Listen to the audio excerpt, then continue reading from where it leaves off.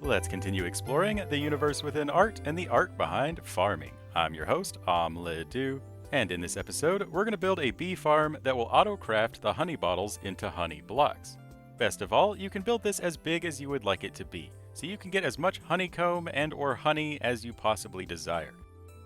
This design also does not require very many glass bottles at all.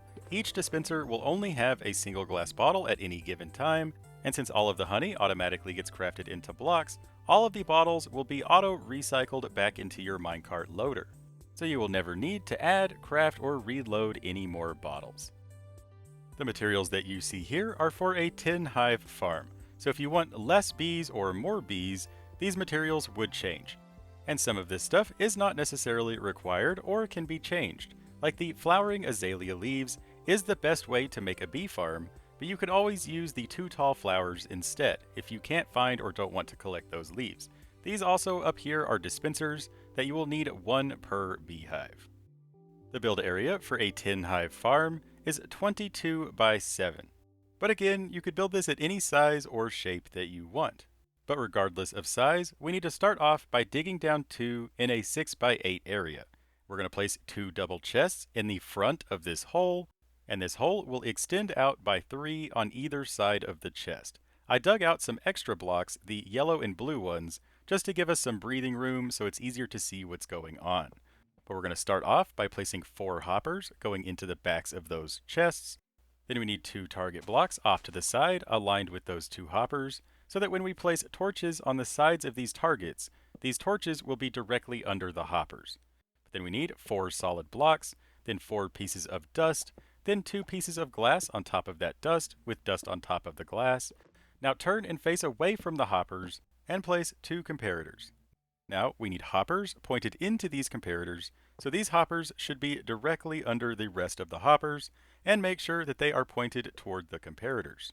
Then next to the frontmost torch, we need a solid block, then an autocrafter facing up. Make sure that the mouth of that autocrafter is facing up, and we're going to lock all but 4 of the slots in this crafter.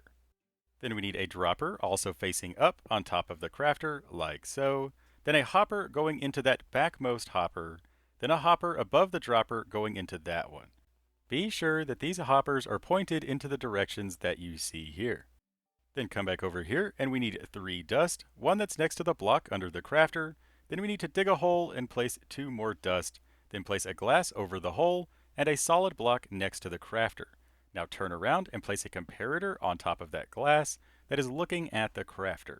Now place 2 blocks, place another comparator into the side of that one that is looking at a dropper that contains 5 non-stackable items and 10 items that stack to 64.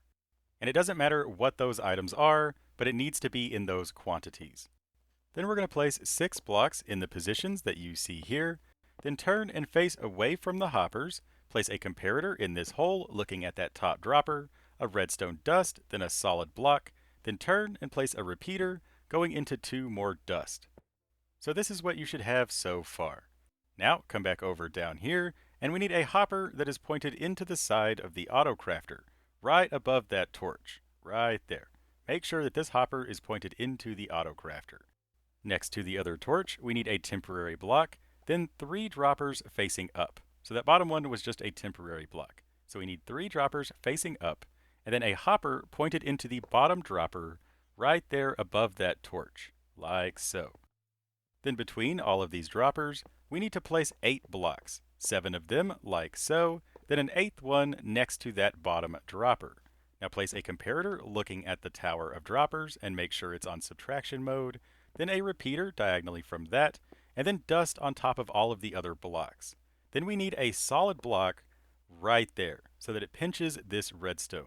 Make sure that that redstone is pinched so that dust is pointed into the middle dropper. Then come back up here and we need a solid block next to that comparator diagonally down from that hopper. Then place more blocks off of this one going off to the side, and we'll worry about that later on when we go to build the rest of the farm. But then we need a powered rail on top of this hopper right here on the corner, then a regular rail next to that one, then powered rails going off over this direction. And again, we'll worry about these later. But then place a solid block right there next to that powered rail. Then next to that dropper, we need 2 solid blocks. Now we need to go up diagonally by 3 solid blocks. So this is what you should end up with. Then next to that first one that we placed, we need to go diagonally up by another block, then a powered rail next to that dropper, followed by a regular rail and then 3 more powered rails. Now we need a hopper pointed into the first powered rail on top of that dropper, right there. And you could always place a temporary block where that powered rail is if you're having trouble aiming at the rail.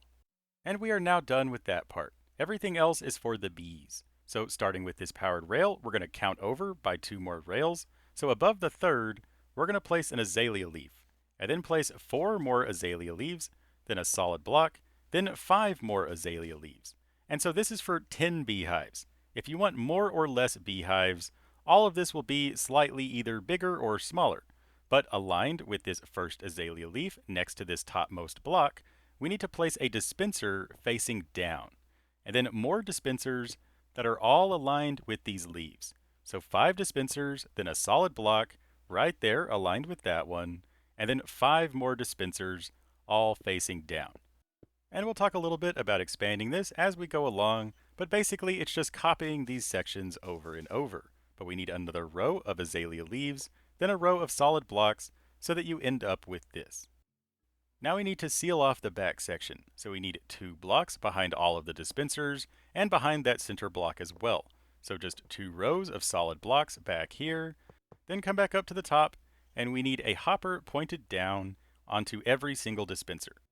Then next to the last hopper, we need to go out by 2 blocks, then diagonally up by a third, like so. Then go back and fill in that center hole with a block. Now we need powered rails on top of all of the hoppers, all the way across, then a regular rail right here, and then a final powered rail right there.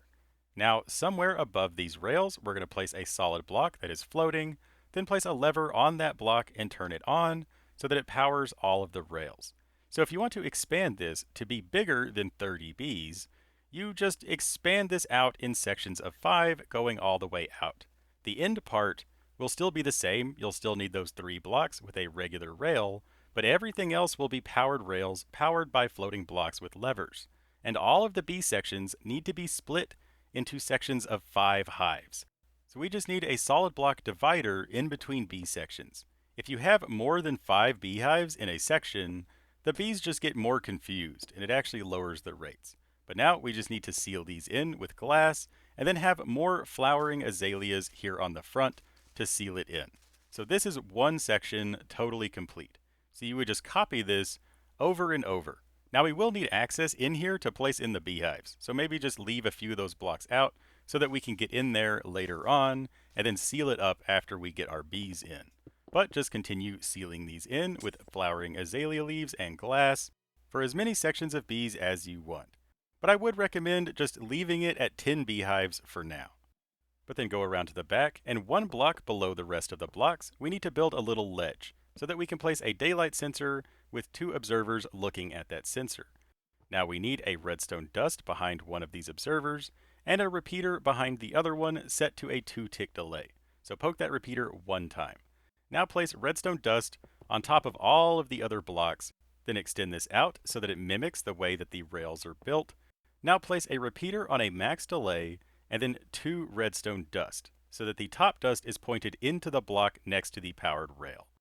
Then go back to the other side, and 1 block below the block with the dust on it, we need to build out blocks until it connects with these 2 blocks over here. Then place dust so that it loops around that hopper right there, then all the way back over here, and place a repeater on a max delay to connect all of this together. So now those observers will activate all of that redstone dust whenever it notices the daylight sensor changing. But now all that's left is to build our collection system. So this bottom row of blocks that we built earlier needs to be aligned with our flowering azaleas. And then we need another row behind this aligned with the second row of the flowering azalea leaves. And so depending on how many bee farms you built, this bottom section will also need to be expanded. So maybe you need more powered rails, or maybe you don't. Just use regular rails to loop it back around, then continue on with powered rails until you reach the end. Then place a lever on the sides of the blocks to power the powered rails, and you are now done All that's left is to load in the bees and place your minecarts. So we need a minecart with hopper on this bottom one, and then a minecart with chest on this top one.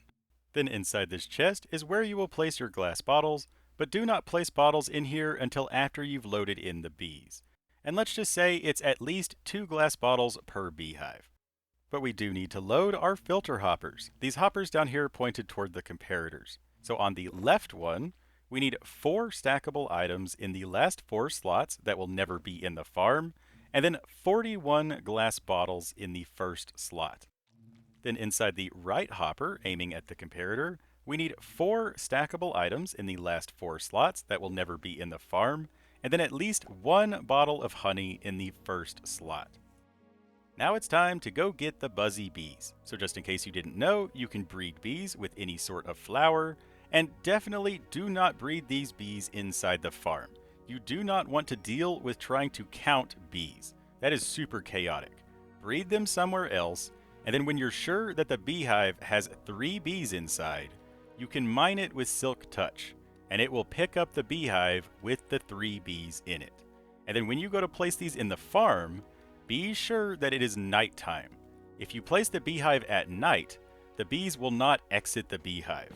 And also be sure that you're facing toward the back when you place these beehives so that the front of the beehive is facing on the inside of this farm. Then after you've placed all of your beehives in those holes under the dispensers, go ahead and seal up the entry and seal up these sides that I forgot to have you do. Really, sealing in these sides isn't super important, like the bees won't fly out of the sides, but some of the honey bottles might escape through there. Now is also the time to load in the glass bottles into your minecart with chest, but when it becomes daytime, all of the bees will exit their hives and start gathering pollen from the azalea flowers. And technically, if you don't want to use azalea leaves, you could use dirt and flowers. If you place dirt 1 block away from where the beehives are, and then place a 2 tall flower, this will lower the rates, but it will work. And we can actually increase the rates ever so slightly by switching out this clock with an etho clock.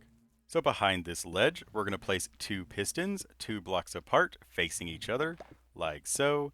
Then a redstone block in the middle of these 2 pistons, then 2 hoppers pointed into each other underneath where this redstone block can be.